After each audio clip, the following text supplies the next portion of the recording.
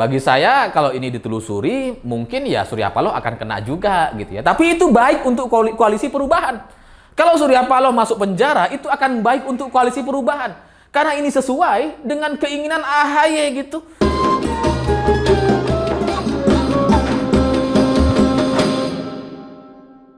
Selamat malam para mantan, selamat malam untuk semua mantan-mantan kalian yang sudah 3 kali putus nyambung, tapi pada akhirnya dia tetap meninggalkan kita. Nah, cerita-cerita semacam itu bagi saya jadi mirip sekali dengan cerita Johnny Plate. Karena untuk menjadi tersangka, Johnny Plate ini sampai dipanggil 3 kali gitu. 3 kali menjadi saksi, baru kemudian jadi tersangka. Padahal ngapain sampai dipanggil 3 kali gitu ya? Kalau ujung-ujungnya jadi tersangka juga. Kenapa nggak dari awal gitu ya? Ya karena kalau saya yakinnya sejak awal Johnny Plate dipanggil dan kemudian mangkir, saya udah yakin ini kayaknya memang ada masalah. Kayaknya kali ini dia masuk ini gitu. Tapi ya nggak apa-apa lah, mungkin itu demi kehati-hatian Kejaksaan Agung gitu ya, supaya nanti di pengadilan itu ini Johnny Plate nggak bisa lepas, supaya bisa dituntut maksimal gitu ya. Jadi makanya kemudian dipanggil sampai 3 kali menjadi saksi, baru kemudian jadi tersangka. Dan di luar itu terkait penetapan Johnny Plate sebagai tersangka kasus korupsi BTS di Kominfo, sebenarnya ini agak lambat dari jadwalnya gitu ya, tidak sesuai dengan janji Kejaksaan Agung gitu. Karena sebelumnya bulan Maret 2023 Kejaksaan Agung itu sudah berjanji gitu bahwa status Johnny Plate itu akan selesai dan ditetapkan sebelum Lebaran katanya. Tapi kita sudah Lebaran sampai 2 kali loh. 2 kali Lebaran gitu ya. Ya karena ada kan Lebaran Muhammadiyah, Lebaran NU. 2 kali. Ini Johnny Plate gak kunjung dijadikan tersangka gitu. Sampai kemudian di Instagram siwo.com itu saya tanya tuh, ini kapan nih? Lebaran udah besok ini. Kenapa Johnny Plate belum pakai rompi? Kenapa belum ditahan-tahan ini gitu? Jadi sebenarnya hari ini itu sudah agak telat lah. Tapi ya nggak apa-apa lah. Lebih baik telat daripada tidak tersangka. Gak apa-apa gitu ya. Karena ketika Johnny Plate akhirnya menjadi tersangka, itu agak melegakan kita semua. Karena memang kalau kita ngelihat dari rekam jejak atau data-data yang sudah muncul di media itu sudah sangat meyakinkan bagi Johnny Plate untuk jadi tersangka. Karena sebelumnya adik Johnny Plate itu, adik kandungnya itu kan mendapatkan fasilitas atau uang dari Kominfo gitu. Dan dia nggak ada statusnya itu. Bukan sebagai pegawai, bukan sebagai orang yang punya proyek di sana, nggak ada gitu. Tapi dia mendapatkan fasilitas-fasilitas dan mendapatkan uang. Sampai uangnya kemudian katanya dikembalikan gitu ya. Yang ketahuan aja yang dikembalikan, yang nggak ketahuan nggak dikembalikan. Jadi dari sini saja itu sudah sangat kuat sekali bahwa Johnny Plate ini memang layak untuk menjadi tersangka dan terlibat dalam kasus korupsi BTS ini gitu. Dan bahkan kalau saya ingat gitu ya, bulan Juni atau Juli 2022 tahun lalu, jauh sebelum Kejaksaan Agung memeriksa Johnny Plate, jauh sebelum Kejaksaan Agung melakukan penggeledahan terhadap kantor Kominfo, jauh sebelum itu sudah ada orang yang menulisnya di siwo.com atas nama Mahesa Wirang gitu ya. Dan saya baca ini kayaknya jangan-jangan bener ya, gitu. Bahwa kasus ini itu sudah tidak bisa dibendung lagi dan tidak bisa dirapikan atau dibersihkan gitu. Karena sudah terlalu banyak bukti-buktinya. Kalau kita ke lapangan itu udah nggak bisa diberesin gitu. Karena kasus ini emang sudah terlalu jelas untuk ditetapkan sebagai tersangka. Jadi kalau kemudian hari ini Johnny Plate sudah ditetapkan sebagai tersangka, yaitu sudah sesuai dengan data-data atau bukti-bukti yang sudah terlalu banyak di media dan di lapangan, yang itu mustahil untuk ditutup-tutupi lagi. Dan bagi saya pribadi gitu ya, dengan ditetapkannya Johnny Plate sebagai tersangka, saya semakin meyakini bahwa pencapresan Anies di bulan Oktober 2022 lalu itu ada hubungannya sama ini gitu. Karena saya juga baca informasi, baca berita, baca tulisan-tulisan di siwo.com gitu ya. Saya ngelihat arahnya ada arah-arah ke sana gitu. Karena katanya gitu ya, kalau kita ngelihat pemberitaan dari sisi pengamat politik gitu ya, dari orang-orang yang muncul di media secara terus-menerus seperti Rocky Gerung misalkan gitu ya, atau pengamat-pengamat politik yang lain yang mengatakan bahwa Anies Baswedan itu dicapreskan secara tiba-tiba dan mendadak oleh Nasdem itu gara-gara Anies itu sudah ditarget oleh KPK katanya. Jadi kalau Anies itu tidak dicapreskan hari itu juga, maka KPK akan menangkap Anies katanya. Itu analisa dari Rocky Gerung dan kawan-kawan. Tapi saya nggak setuju gitu, karena sebelumnya saya sudah baca soal Joni Plate ini gitu. Karena mari kita logikakan dan pertanyakan gitu ya. Kalau Anies ditetapkan sebagai tersangka dan waktu itu Nasdem belum memutuskan Anies sebagai capresnya, apa ruginya bagi Nasdem? Nggak ada gitu. Lalu ngapain Nasdem kemudian harus sibuk dan bersusah payah untuk melindungi orang yang mau dijadikan tersangka oleh KPK? Untuk apa? Peran Anies kepada Nasdem kan nggak ada gitu. Nggak ada gunanya gitu. Kalau Anies ditangkap sama KPK kan itu nggak ngaruh kepada Nasdem. Kalau waktu itu Nasdem belum mendeklarasikan Anies sebagai capresnya. Jadi ngapain Anies kemudian tiba-tiba dideklarasikan? Nah bagi saya katanya, kayaknya gitu ya, kayaknya ini memang ada hubungannya sama Joni Plate ini, kasus Joni Plate ini, karena dengan kasus yang menimpa Joni Plate sebagai sekjen dari Partai Nasdem itu jelas mempengaruhi seluruh kegiatan partai politik ini, seluruh kegiatan Partai Nasdem gitu. Kalau sekjennya sudah ditangkap, kena kasus korupsi, itu pasti ngaruh gitu. Entah logistik, strategi, loyalis, dan sebagainya, itu pasti akan mempengaruhi mental semua kadernya gitu ya. Kalau sekjennya sudah kena. Makanya kemudian, dalam analisa saya gitu ya, pencapresan Anies yang secara tiba-tiba itu sebenarnya adalah bentuk gangguan atau ancaman kepada Presiden Jokowi gitu. Oh jangan diganggu-ganggu ya Joni Plate ini. Nanti kalau enggak saya capresin nih Anies. Kayaknya kayak gitu. Supaya apa? Supaya ya nanti Pak Jokowi atau Kejaksaan Agung itu bisa menghentikan kasus korupsi ini. Mungkin kayak gitu imajinasinya gitu ya. Makanya kemudian di bulan September 2022 itu kan muncul Nasdem sudah punya 3 calon katanya. Ya ini kayaknya bagian dari negosiasi atau tekanan-tekanan politik kepada Presiden Jokowi gitu. Sehingga yang digembar-gemborkan di media itu tidak sesuai dengan aslinya. Yang di media dianggap bahwa Anies ini akan jadi tersangka kalau tidak dideklarasikan sebagai capres, padahal aslinya sebenarnya Anies hanya digunakan gitu untuk menekan, untuk mengganggu presiden atau pemerintah supaya Joni Plate ini nggak ditersangkakan. Karena kalau kita ngelihat pemberitaan sebelum tahun 2023 sekitar bulan September Agustus gitu ya, ketika Kejaksaan Agung menggeledah kantor Kominfo gitu ya, itu kan Joni Plate sangat yakin sekali gitu bahwa ini nggak ada kasus korupsi, nggak ada, ini cuma ngambil data aja. Sangat yakin waktu itu bahwa wah ini aman lah karena Anies sudah diumumkan bersama Ganjar dan Andika gitu ya. Jadi ya mungkin nanti Joni Plate ini nggak diganggu lah, karena nanti kita akan dukung Ganjar juga kok. Mungkin kayak gitu. Ya, tapi nampaknya Presiden Jokowi nggak mau ditekan. Presiden Jokowi nggak mau diancam-ancam dengan manuver-manuver politik yang seperti ini. Sehingga ketika ditanya gitu ya, kalau misalkan Pak Jokowi ditanya, ya sudah. Yang namanya kasus hukum lanjut aja proses gitu. Sampai akhirnya ya inilah yang kemudian membuat hubungan antara Surya Paloh dengan Pak Jokowi itu semakin renggang dan semakin buruk gitu. Bukan karena Anies, tapi karena kasus korupsi ini gitu. Karena kalau soal kasus Anies gitu ya, Anies dicalonkan gak ada urusan sama Pak Jokowi. Tapi kalau soal kasus korupsi, Joni Plate, Menteri Presiden Jokowi hari ini, itu kan ada hubungannya dengan Presiden gitu ya. Dan lebih dari itu, kasus korupsi yang diambil, yang dikorupsi sama Joni Plate ini, itu kan adalah proyek infrastruktur yang menjadi andalan Presiden Jokowi. Yang alokasinya itu untuk wilayah terluar dan terpencil di Indonesia gitu. Tapi kemudian dikorupsi. Ini kan memang bikin mangkel gitu, menjengkelkan sekali.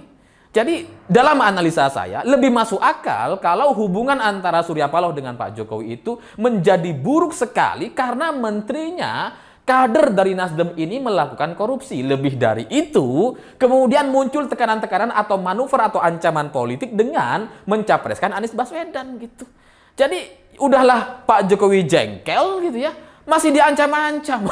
Udahlah tahu salah, masih ngancem-ngancem. Kan preman kayak gini. Makanya itu yang kemudian nampaknya membuat Pak Jokowi itu marah sekali gitu ya dengan Nasdem dan Surya Paloh. Karena Kalau kita baca di media gitu ya, pemberitaan-pemberitaan di media yang coba di framing, yang coba digembar-gemborkan oleh para pengamat dan kader-kader Nasdem gitu ya, yang mengatakan bahwa ini Pak Jokowi itu kecewa, marah kepada Nasdem karena Nasdem mendeklarasikan Anies, karena mencapreskan Anies tanpa konsultasi dan sebagainya. Itu cuma omong kosong gitu. Itu cuma pencitraannya aja gitu. Itu yang tidak yang sesungguhnya gitu ya. Yaitu yang disampaikan di media itu bukan yang sebenar-benarnya. Yang sebenarnya ya masalah korupsi ini gitu. Ya karena kalau Anies dicapreskan sama Nasdem, Pak Jokowi nggak ada urusan. Nah, Anies itu kan bukan siapa-siapa bagi Pak Jokowi. Kalau Anies kemudian jadi jadi capres misalkan dengan capresnya siapapun gitu ya, kan nggak ada pengaruhnya kepada Pak Jokowi. Kalau soal kemenangan, ya susah Anies menang. Gimana caranya Anies menang gitu ya? Tanpa politik identitas, dengan data-data yang sudah sangat jelas di Jakarta, dengan perbandingan kinerja, udah jelas Anies akan kalah. Apalagi dengan politik identitas, udah pasti lebih kalah. Jadi gimana caranya Anies menang? Nggak bisa gitu. Jadi buat apa Presiden Jokowi marah dengan Nasdem? Karena Nasdem mendeklarasikan Anies, nggak ada urusan. Itu nggak logis gitu ya. Nasdem mau deklarasikan Anies ya silahkan. Lawang Anies mudah kok dikalahkan, ngapain? Ngapain Pak Jokowi harus repot-repot dan kemudian marah atau nggak mau berkomunikasi dengan Surya Paloh? Nggak ada urusan. Jadi lebih logis bagi saya, alasan Pak Jokowi jengkel dengan Nasdem dan Surya Paloh itu, ya karena urusan korupsi gitu. Karena itu tidak bisa ditolerir ini. Untuk proyek infrastruktur pemerataan di daerah-daerah terpencil dan terluar di Indonesia malah dikorupsi, malah mangkrak. Ini mencoreng nama Jokowi. Kalau Anies gak ada urusan, Anies jadi capres silahkan. Mudah kok dikalahkan.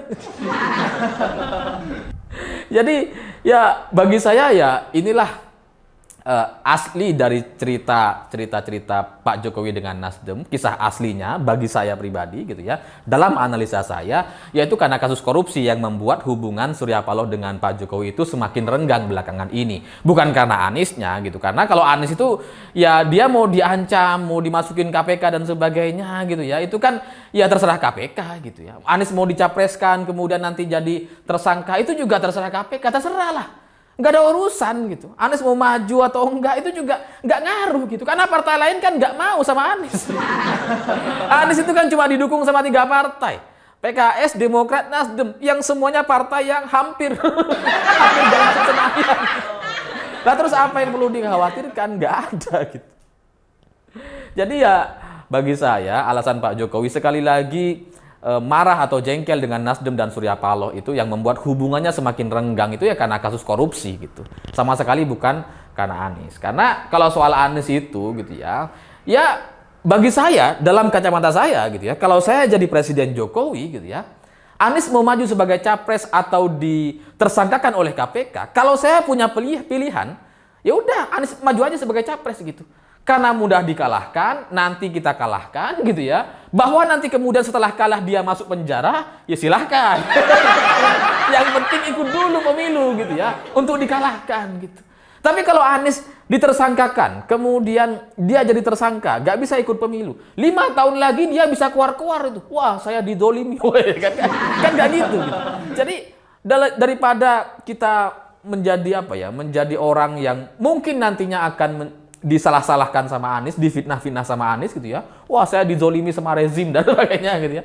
Yang penting suruh ikut aja pemilu. Nanti kita kalahkan, setelah kalah barulah masuk penjara. Wah, ideal banget. Ya karena kalau saya ngelihat dari cara Joni Plate itu mangkir dan kemudian Presiden Jokowi menjawab bahwa urusan hukum itu harus ditaati, kalau dipanggil ya harus datang dan sebagainya. Itu kan menunjukkan kejengkelan seorang presiden. Jengkel kalau menterinya itu ada yang korupsi gitu. Nah dari jawaban Pak Jokowi waktu itu yang meminta agar Joni Plate itu taat kepada aturan-aturan hukum, itu kan menunjukkan kalau Pak Jokowi itu nggak mau ditekan, nggak mau melindungi gitu. Jadi ya terserah. Kalau memang ada kasus hukumnya ya ambil aja, angkut gitu. Ditahanlah sekarang dia. Ya, jadi dalam kesimpulan saya gitu ya, Anies itu dicapreskan ya untuk sebagai nakut-nakutin aja awalnya gitu. Karena kasus Joni Plate, Sekjen Partai Nasdem ini benar-benar mengganggu stabilitas Partai Nasdem. Sangat mengganggu. Dan bagi Surya Paloh, kalau Joni Plate jadi tersangka, dia pasti akan kehilangan dan dia pasti akan ngerasa terganggu gitu. Karena urusannya ini soal korupsi yang nggak main-main, triliunan rupiah gitu. Dan kalau kasus korupsi yang sudah mencapai triliunan rupiah gitu ya, saya terus terang nggak percaya kalau itu digunakan hanya untuk memperkaya diri sendiri, nggak percaya saya. Kalau ada orang korupsi ratusan juta, miliaran, mungkin dia ingin memperkaya diri sendiri. Mungkin gitu ya. Tapi kalau sudah triliunan, ini operasi ini. Pasti tujuannya ya ke politik, pasti tujuannya ya ke pemilu gitu. Nggak mungkin untuk memperkaya diri sendiri kalau sudah sampai triliunan gitu. Dana triliunan ini mau dijadikan apa gitu. Kalau dibelikan aset untuk memperkaya diri, itu terlalu mencolok gitu ya. Terlalu mudah dilacak sama KPK. Tapi kalau untuk kepentingan partai, untuk kepentingan pemilu, politik, ya dana triliunan itu menjadi masuk akal untuk dikorupsi. Supaya apa? Supaya pergerakan partai di pemilu 2024 itu bisa semakin baik gitu. Makanya kemudian saya curiga kalau sudah kasus korupsi triliunan, ini nampaknya susah dipercaya kalau ketua umumnya itu tidak memberikan restu. Susah untuk dipercaya gitu. Masa iya ketua umumnya nggak tahu? Masa iya Surya Paloh nggak tahu? Susah untuk dipercaya gitu ya. Jadi ya kalau ini mau ditelusuri ya silahkan. Kalau enggak ya terserah gitu. Jadi bagi saya kalau ini ditelusuri mungkin ya Surya Paloh akan kena juga gitu ya. Tapi itu baik untuk koalisi perubahan. Kalau Surya Paloh masuk penjara itu akan baik untuk koalisi perubahan. Karena ini sesuai dengan keinginan AHY gitu. Bahwa koalisi perubahan ini dengan 3 partai ini adalah koalisi antar partai yang setara katanya. Sekarang kan nggak setara. Nggak setara sekarang. Karena cuma Nasdem, partai yang ketua umumnya belum ditangkap sama KPK. Belum masuk penjara gitu. Kalau PKS sama Demokrat kan sudah gitu ya. Demokrat kasus Hambalang. PKS kasus daging sapi sama daging Maharani. Oh, iya. Ada kasus itu gitu ya. Kasus daging sapi sama kasus daging Pustun. Itu PKS itu. Itu presidennya, ketua PKS-nya itu terlibat kasus korupsi. Jadi di koalisi perubahan di 3 partai ini nggak setara gitu. Karena ketua umumnya yang kena korupsi baru 2, baru PKS sama Demokrat. Harusnya Nasdem juga lah. Biar setara. Dan lebih dari itu yang juga patut kita pertanyakan dengan anggaran yang sampai triliunan rupiah itu gitu ya. Ya kita harus ngelihat ini untuk apa gitu ya. Kalau dari saya pribadi, saya yakin itu untuk kepentingan politik atau kepentingan pemilu tahun 2024. Karena ini sudah hampir-hampir gitu. Dan lebih dari itu, kalau kita ngelihat dari berita-berita yang lain, kita bisa mengetahui bahwa ternyata PPATK juga sudah pernah mengatakan. Ini kasus yang lain loh ya, bukan kasus Kominfo. PPATK bilang bahwa ada temuan uang 1 triliun yang mengalir ke partai politik dari dana kejahatan lingkungan. Kenapa ini kemudian saya harus ungkapkan dan ini saya harus bilang kebetulan gitu? Karena kebetulan Nasdem adalah menterinya gitu.